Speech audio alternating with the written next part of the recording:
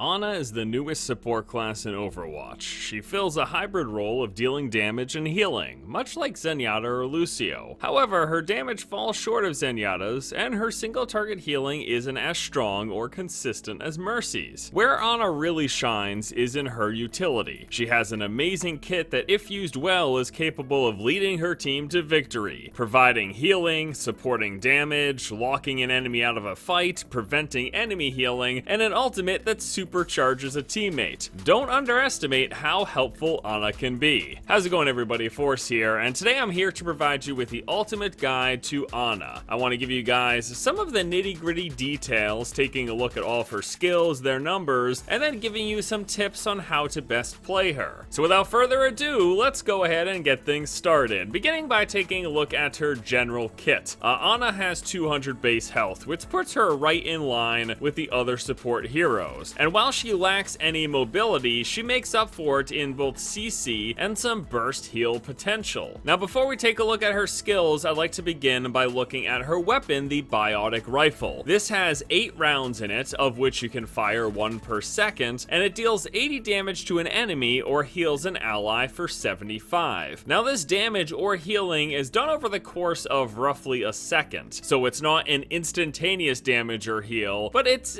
takes place pretty quickly. It's not the greatest damage, it's not the best healing, but it's not terrible either. Now, the weapon has an interesting mechanic in that your projectiles are either going to count as a projectile or a hit scan, depending on how they're shot. If shooting from the hip, the biotic rifle rounds count as a projectile, which basically means it's got some sort of a travel time and has a larger hitbox, meaning it's kind of easier to hit. However, if you're using the scope and are zoomed in, these shots count as a hit scan, meaning that they will hit instantaneously and have no travel time. So both firing methods have their pros and cons, although I found a majority of the time I was shooting from the hip and utilizing the projectile hitbox, which made landing shots actually fairly easy, especially at those closer to medium range distances. If targets are much further away though, it is going to be smarter to scope in and take advantage of the hit scan. It's worth noting, however, that when you're scoped in, those hit scan shots also have a trail that leads back to you, so it might be worth not doing if you're trying to stay hidden in particular situations. Now, your shots are also going to prioritize healing allies. Now, what this means is that they can body block you from dealing damage to enemies or from healing other allies who are further away if someone else gets within your line of sight. For this reason, positioning with Ana is crucial. In fact, if you can get yourself on the high ground or in any way possible manage multiple sight lines between your team and the enemies, as well as teammates who are far away, that is going to be very important to making sure your shots are landing where you want them to. Now, unfortunately, her biotic rifle does not have headshot damage, which makes it one of the few projectile and hit scan weapons that don't. Now, I happen to find that I did spend most of my time firing from the hip and utilizing those projectile rounds, and at that medium to close distance, they were relatively easy to hit. A quick note though, that when you're zoomed in, if you're healing an ally, they only need to be within this blue triangle of your scope to land the shot. You don't actually have to hit them directly with your crosshair. Healing allies while scoped in is actually fairly easy. Now let's go ahead and move on to her skills, beginning with the sleep dart. This does 5 damage, has a 5-second duration and a 12-second cooldown. When you land this on an enemy, it will incapacitate them for 5 seconds or until they take any damage. Now, this is an incredibly effective tool and basically turns any fight into a 6 vs 5 for 5 seconds. That's a huge, honestly a monumental deal that your team can certainly capitalize on. It's very effective as well at stopping ultimates that have cast times or lead up times. Something like Roadhog, McCree, or Reaper, you can stop them dead in their tracks before they do much or any damage. Now, whether you're playing with a team or in a pickup group, you should be calling out your sleep targets. It's really a great way to either lock someone out or have everyone turn on someone and blow them up while they're incapacitated. And a fun little combo that you can do to any targets that have 200 HP or lower is sleep them and then follow up with a basic attack, tossing out your grenade, and a melee combo. This will do a total of 175 damage. If you follow this up with a second melee hit, this will kill anyone who has 200 health or lower. That's a pretty big deal. Sleep Dart is one of the best best parts of Anna, and if utilized well, can really turn the tide in any battle. It's a really strong tool, so get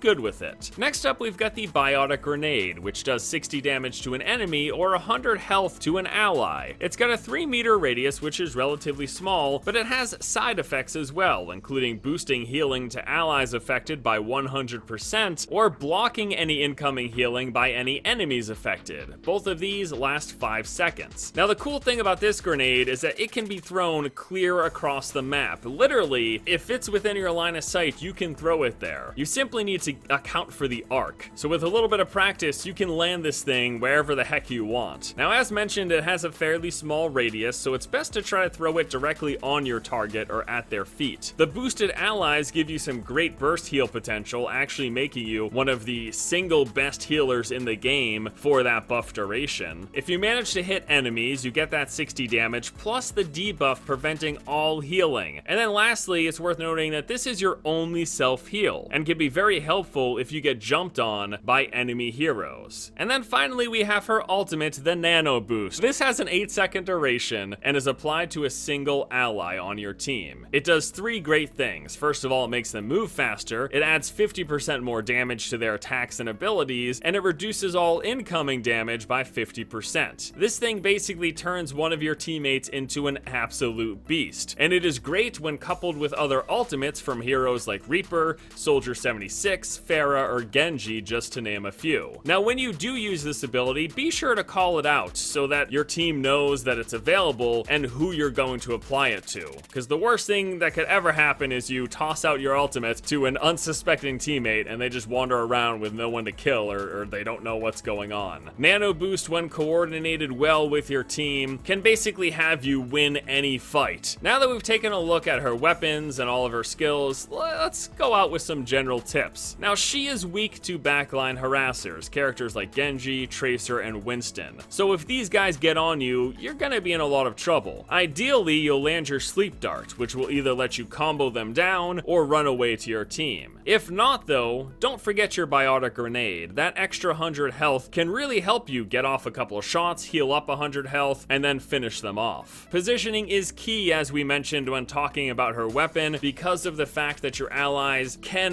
body block your shots. Make sure that you've got sight lines between the teammates that are close to you, the teammates who are far away, and your enemies, because you don't want to be shooting at a target and have one of your allies walk in front of you. That could really mess things up if you don't land a heal or don't pick off that Pharah that was in the sky. Get really good with your positioning and make sure you've got clear sight lines everywhere you need them. Oh, and also, don't be afraid to deal a little bit of damage. Although it's your primary role to support your team and keep everyone healed, you're certainly capable of putting a little bit of pressure on the enemy. And remember, at 80 damage a shot, you can kill any 200 HP hero in 3 hits. I found this especially effective at dealing with enemy Pharahs flying in the sky. You don't have to get headshots, it doesn't matter where you hit your target, so long as you hit them, it's 80 damage a shot. So focus on healing, but applying pressure is certainly going to be helpful. And then the last big tip with Anna is to be patient. You should be patient for when you're using your ultimate and then who you're using it on. And then you also need to be patient for your Sleep Dart, or namely, pay attention to the enemy's ultimates, which ultimates you can effectively stop with your Sleep Dart, and when you expect them to be up. Your Sleep Dart is an incredibly effective tool, so get good with it and know when to use it. At the end of the day, Anna is going to be best played with a coordinated team. There's no question about that. Between singling out targets that you sleep and whether you ignore them or burst them down, and then having your ultimate applied to a teammate who hopefully makes good use of it, there's no question that working with a team is where Anna is going to shine. You won't be getting many play of the games, and if you don't have a good team, it might be worth playing another hero. But if you can utilize her skills between her Sleep Dart, her Nano Boost, and her Biotic Grenade, you're going to be a huge benefit to your team. Alright guys, that is going to do it for me here today as we take a look at Anna and hopefully provide you guys with a good guide, learning how to better play her and understanding how she works. As always, I want to thank you all for watching. Hope you enjoyed the video. Please let me know what you think about it in the comment section below. I'd love to hear your guys' thoughts. Have a fantastic afternoon, everyone, and until next time, I'll see you later.